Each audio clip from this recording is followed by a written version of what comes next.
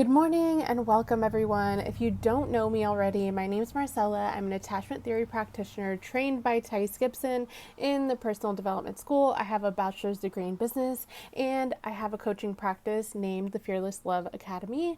I help women change their mindset, change their love story after trauma, former fearful avoidant attachment style, and those are the women that I choose to help moving forward. So without further ado, today's topic is going to be focused on core wounds. This one's actually going to be kind of a fun one because I just want to really illustrate how core wounds show up in your life. So let's just dive right in.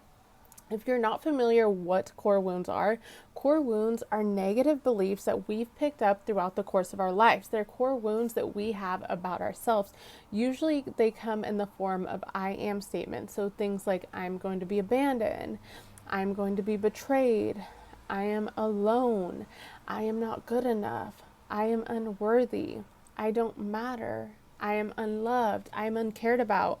And if you aren't sure how core wounds come about, let me just give you a really good example. Let's say you have the core wound that says, I am not good enough.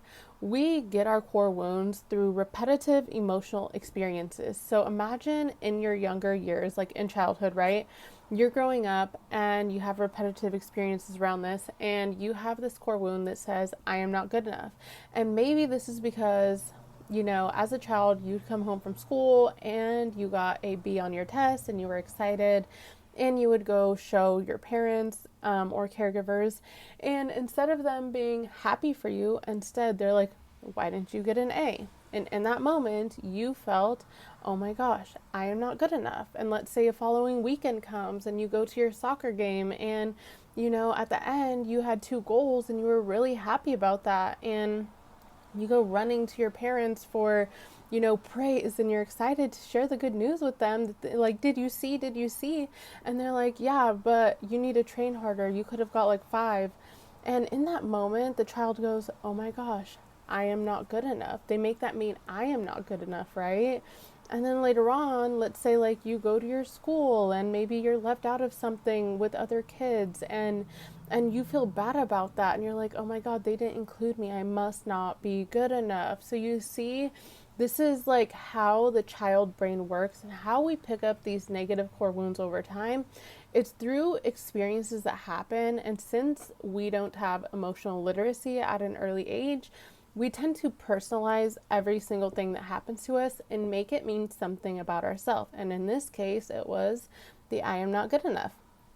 So how does this manifest in your adult life? Well, if you have the core wound that says I am not good enough, right? Imagine you go to a job interview and it's a job you really want, but you're really nervous about it because you're like, I don't know if I'm going to get this position. I don't know. You show up, you have this core wound. What happens? Immediately you start thinking thoughts in your brain. I don't know if they're going to like me. I don't know if I dressed for the part. Maybe they're going to think I'm not qualified. You have all of these thoughts start coming up in situations that are pointing back to that core wound. I am not good enough. And then what happens is it creates an emotional response in your body. So maybe now you're feeling anxious, you're feeling worry, maybe you're getting a little sick to your stomach because you feel like scared what's going to happen. And then when you go into the interview now, you are showing up as like maybe a little more shut down. Like you're not showing up as a confident person. Imagine you walking into an interview feeling and believing like you are good enough and you show up and you're confident and you're free flowing, versus you having this core wound. It's creating all these thoughts. These thoughts are creating these emotions, and then you show up to the interview and now you're feeling all shut down and you're feeling like scared and quiet and like in your shell, right? This is how core wounds affect people. Let's go through another example. For the fearful avoidant attachment style, they have a big I am going to be betrayed core wound. So how does this show up in their life? This shows up in their life as like an example. Let's say your partner is running late from work one day and they forget to give you a call and they come like 30 minutes later than they used to, right? And the moment that your partner isn't checking in with you and letting you know what's going on, because you have this I am going to be betrayed core wound, like a trust core wound, you start thinking all these thoughts in these situations that your brain perceives as possibly going to be betrayed, just like the previous example, possibly not good enough, right? So your brain starts thinking, oh my gosh, what if I'm being betrayed? So it starts thinking, why aren't they home yet? What are they doing? Were they doing something behind my back? Are they doing something sneaky? You see how our brain works on behalf of our core wounds, and then it creates this emotions, right? Maybe you're feeling anxious now. When is he going to show up? What is he doing? Why isn't he here yet? Why didn't he call me? Like, is he hiding something? This is unusual. You start feeling suspicious, maybe, right?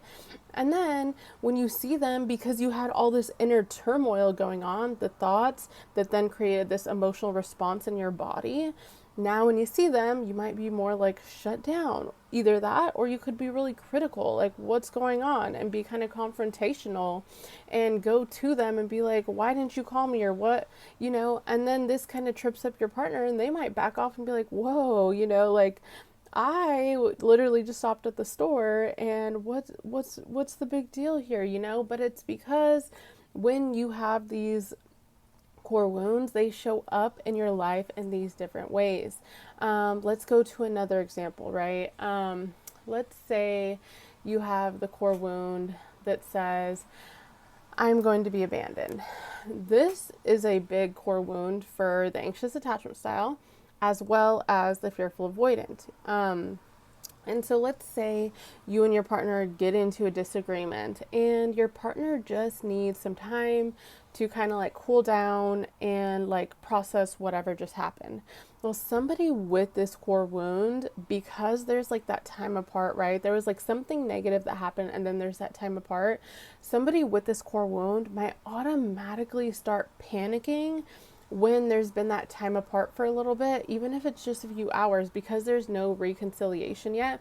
Somebody with this abandonment core wound might be like, oh my gosh, they're losing interest in me. They're going to abandon me. I knew it. I'm going to be alone forever. I should have never said anything. Now they're going to leave me. What am I going to do? And they start catastrophizing all of these things. Why? Because this situation is triggering the brain to say, I might be abandoned right here, because that core wound exists.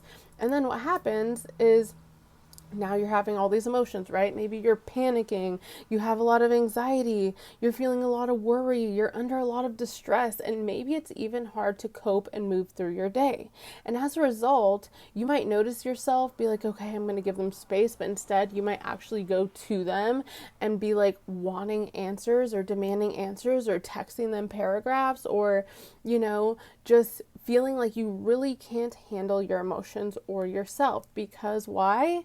The core wound is activated. And when our core wounds are activated, which core wounds are just a deep negative belief that we have about ourselves, when it's activated, it's creating thoughts, and then it's creating an emotional response.